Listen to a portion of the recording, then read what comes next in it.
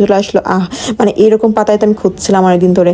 তো রাতের বেলা একটু ভাবলাম যে হচ্ছে যেহেতু বৃষ্টির পানি গায়ে পড়ছে আর বাবুরও যেহেতু পড়ছে, তো একটু ভাবলাম যে একটু মশলাদার দুধ খাওয়া যাক, যাতে করে একটু শরীরে ব্যথা ব্যথা কিছু না হয়। আসলে একটু রাতে ট্রিটমেন্ট না করলেও তো হয় না, তাই না? যেহেতু বাচ্চার মাদের আসলে সব দিকেই খেয়াল রাখতে হয়, যেহেতু বাচ্চারা যদি ব্রেস্ট ফিডিং করে না, তো সব দিকে আসলে খেয়াল রেখে কিন্তু খাওয়া দাওয়া করতে হয়। আর এই জিনিসটা অনেক উপকার, কারণ হচ্ছে বাচ্চার জন্য অনেক উপকার, বাচ্চার মায়ের জন্য অনেক উপকার।